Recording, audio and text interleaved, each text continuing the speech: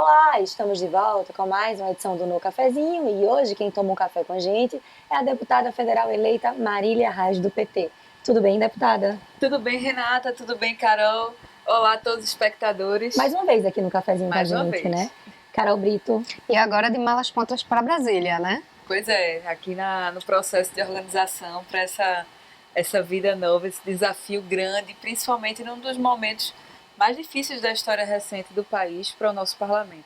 Qual é a expectativa, Marília, para ir para Brasília nesse momento? Tem muita gente falando, muitos deputados falando que é um momento de transição e que cada vez mais é preciso evitar novas aventuras. A gente tem uma eleição agora na presidência da Câmara Federal, com algumas candidaturas, o PT está fazendo um bloco aí, tentando um bloco com PSB e PSOL. Como é que está se posicionando aí nesse cenário?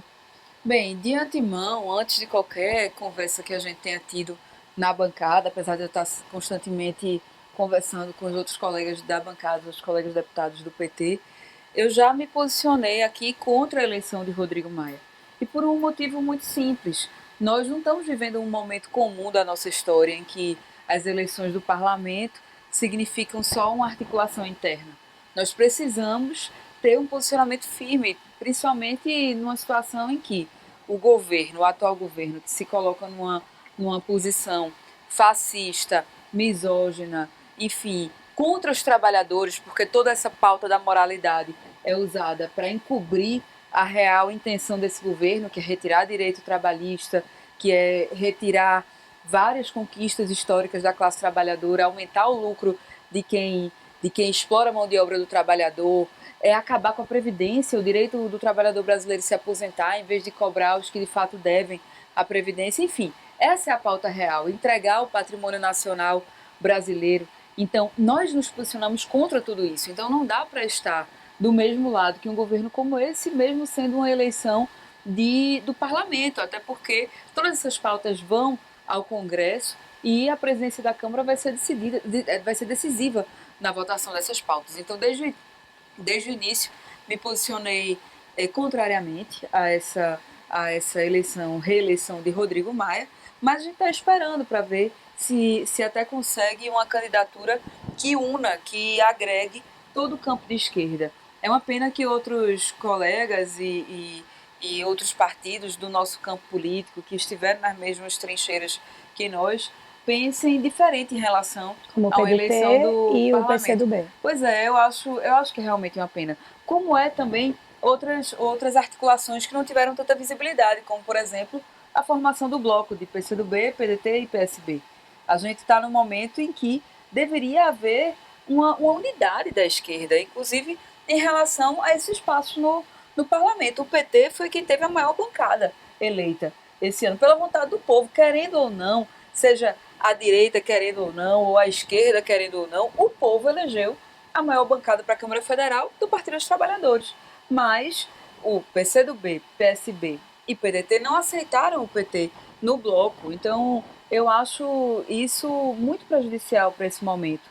E foi uma articulação que vai ter repercussão nos próximos anos, mas que não teve tanta visibilidade, até porque fica difícil para o cidadão, a cidadã comum, compreender esse tipo de articulação de dentro do parlamento. Há uma tentativa, então, de isolar o PT. Isso pode complicar o diálogo entre a esquerda, os Veja, partidos? eu espero que não complique, agora que é uma tentativa de negar a hegemonia que as urnas deram ao PT, sem dúvida, eu acho que é muito, muito lamentável que haja esse tipo de pensamento num Na momento como realidade, esse. o projeto original era isolar o PT e o PSL.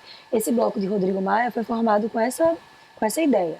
Nem o PT nem o PSL fariam parte. Aí o que aconteceu? O PSB depois recuou, porque o PSL entrou no bloco, e agora o PSB correu para o lado do PT. E o PT agora tenta capitanear o bloco. Quer dizer, Seria ingenuidade querer montar uma eleição dizendo que não quer o partido do governo, a segunda maior bancada. Então, se uma pessoa estivesse montando um candidato à reeleição, montando uma estratégia dessa, isso não existe. Isso foi discurso inicial. Claro que qualquer candidatura como a dele, principalmente de direita, de centro-direita, gostaria de ter agregado e o o partido do PT já governo. sabem quem vai votar? Isso já foi definido? A bancada inteira vai seguir? Ainda não foi definido, estou indo nessa terça-feira a Brasília e vou ver como é que estão os posicionamentos. Tenho conversado, mas a gente está ainda aguardando a definição da bancada.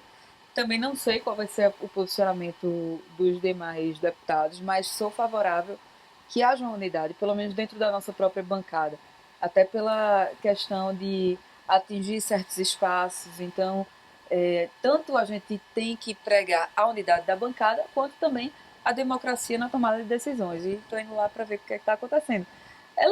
Lembrando também para todo mundo que eu vou estar no meu primeiro mandato, né, de deputada federal. Agora, apesar de ter já 10 anos de mandato aqui no Recife, vai ser pela primeira vez que eu vou estar no parlamento federal, então ainda estou aprendendo bastante.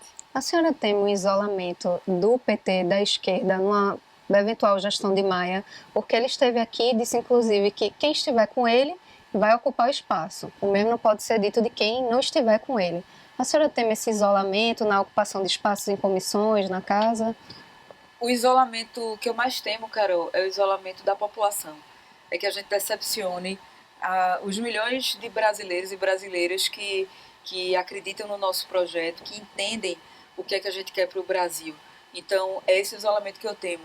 Se num momento como esse, por uma questão de articulação política, de não estar junto a um bloco que defende projetos diametralmente contrários ao que nós defendemos, se a gente ficar isolado, não tiver espaço em uma ou em outra comissão, isso faz parte da luta política. O que a gente não pode é decepcionar a nossa base, decepcionar as pessoas que estão conosco, mesmo nesse momento difícil, e que estão nos apoiando no projeto de sociedade que a gente acredita. As cobranças nas redes sociais em relação a esse que Carol falou são muitas, de vocês não irem no bloco com Maia, por exemplo.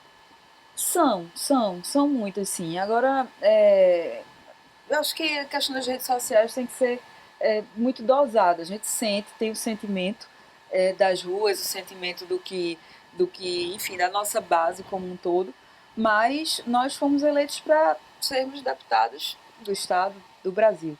Então, e principalmente para manter as convicções com que a gente se elegeu. Então, eu acredito que seria bem contrário ao papel, enfim, ao posicionamento que eu tive durante as eleições e antes dela, se eu tomasse uma atitude diferente nesse momento, independentemente de comentários favoráveis ou não em rede social. Agora, as alternativas que vocês têm disponíveis, elas também não têm um alinhamento ideológico com o PT e com a esquerda tão firme. Você tem o PP, o MDB. Como é que fica essa questão também dessas alternativas que não são também as mais alinhadas com vocês? Veja bem, Marcelo Freixo tem se colocado desde o início, conversei com ele, inclusive tem se colocado desde o início como uma proposta de unidade da esquerda e até topando transigir caso haja um outro nome de consenso. Então, eu acho que tem muito ainda para ser discutido, apesar de a gente estar na semana da eleição da Câmara, eu acho que a gente precisa ter um pouco mais de temperança em relação a esse assunto.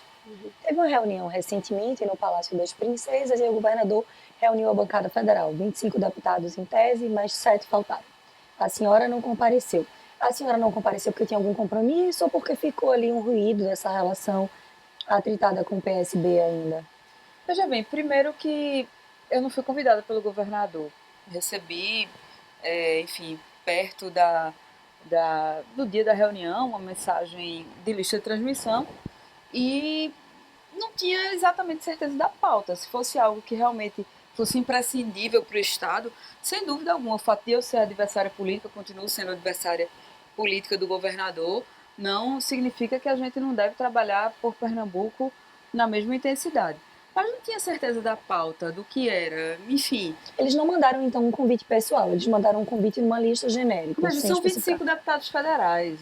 O governador, querendo fazer uma reunião, tem que fazer o convite a cada deputado. Agora, enfim, acho que isso não importa. Mas, primeiro que o governador não tem que fazer uma convocatória a deputados. O governador convida deputados e tem que ter uma pauta muito importante para que um deputado da oposição vá participar de uma reunião como essa.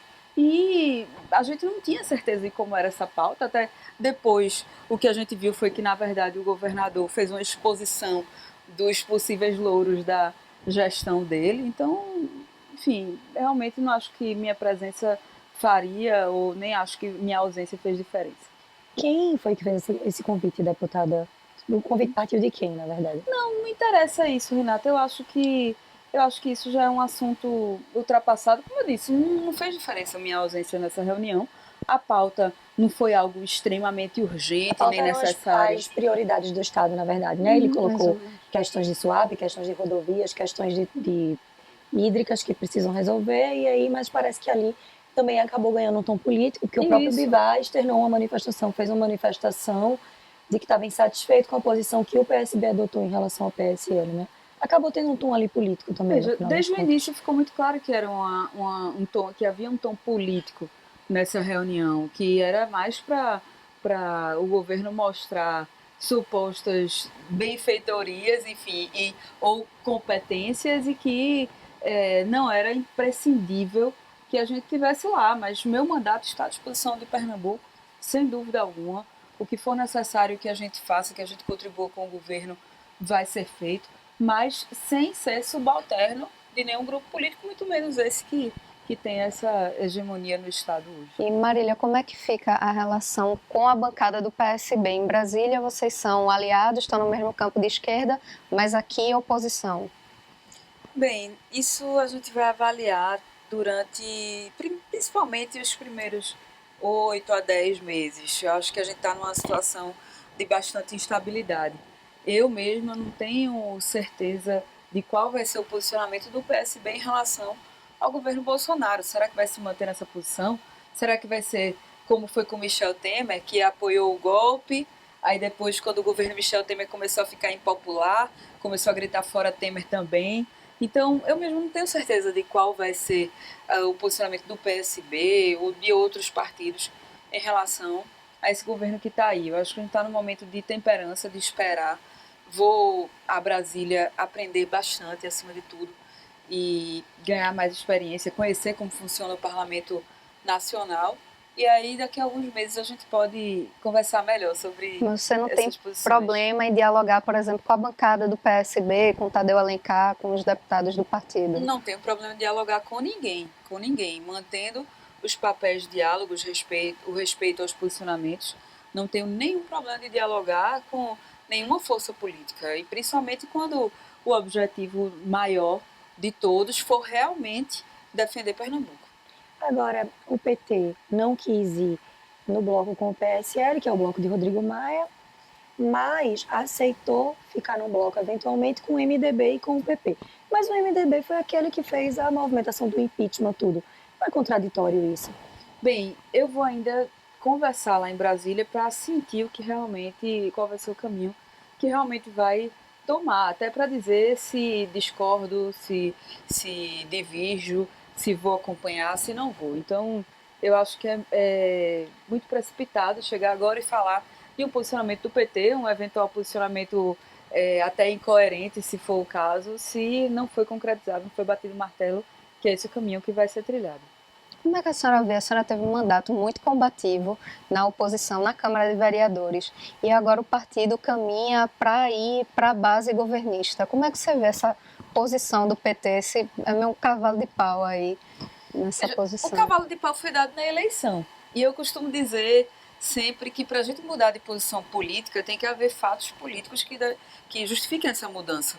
E o fato de o PT ter apoiado o PSB foi o cavalo de pau. Porque o que é que aconteceu de diferente na política de Pernambuco, os posicionamentos políticos do PSB aqui no Estado, a linha de gestão, o tratamento que o PSB dava aos funcionários públicos, a própria questão do aumento de passagem de ônibus, das promessas que foram feitas na campanha de 2014 que não foram cumpridas, foram feitas novas promessas que não estão sendo cumpridas. E aí, o que é que mudou? Nada. Então, por isso que eu não posso mudar de posição. Não é tão simples assim, porque o partido mandou, sim, e a gente não tem pensamento crítico, não tem um posicionamento independente do que mandam ou do que deixam de mandar. Então, acho que foi um cavalo de pau que aconteceu lá atrás, mas que está repercutindo na formação do governo, independentemente do que o partido, de se o partido está compondo ou não o governo, vou me manter na minha posição, que é o que me faz deitar a cabeça no travesseiro tranquilo de que estou sendo coerente com o que sempre defendi. Deputada, muita gente tem falado nesses últimos dias eu até ouvi isso.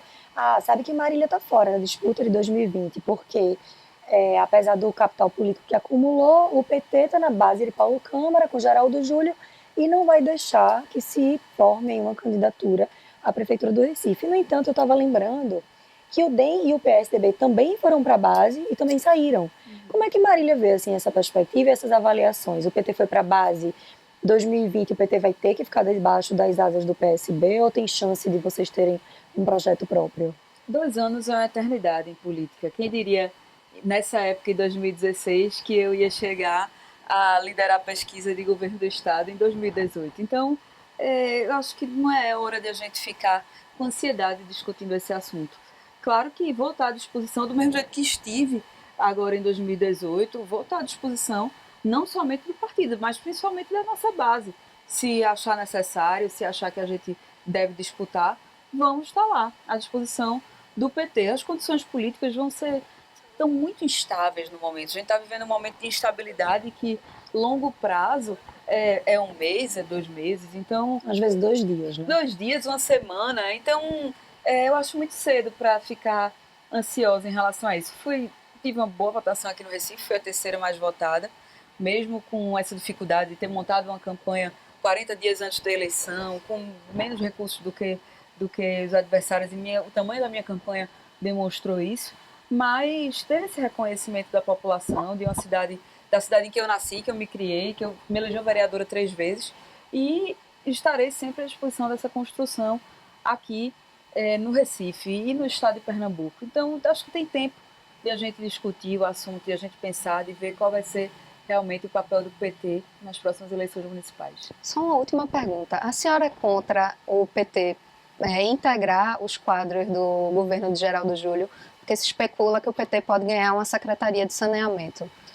Não é questão de ser contra ou não, Carol. Eu sou contra qualquer decisão tomada arbitrariamente, principalmente num partido que sempre teve como marca a democracia interna. Então, a composição do governo do Estado por parte do PT foi tomada de maneira antidemocrática. Tereza Leitão conversou com a gente aqui na rádio, só inteirando, e falou o seguinte, que não houve debate. Isso. Quem vai para o governo, quem não vai, quer dizer, uma ala apoiou Paulo Câmara, a outra ala de vocês não apoiou.